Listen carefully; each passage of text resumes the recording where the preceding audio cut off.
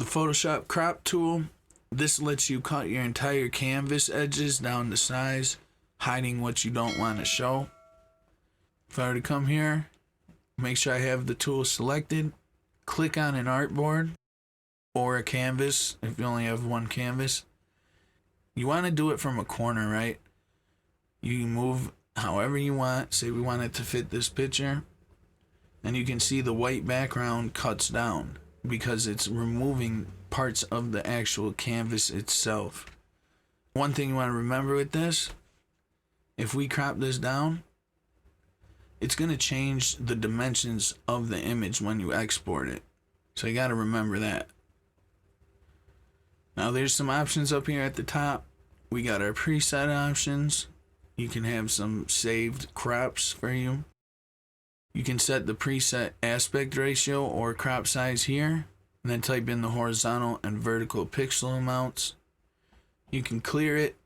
You can straighten the image by drawing a line on it. You can set the overlay options for the crop tool. It also has some additional crop options here. You can use classic mode, show cropped areas, auto center preview, enable the crop shield, change the color and opacity for the crop shield. Then we got delete crop pixels.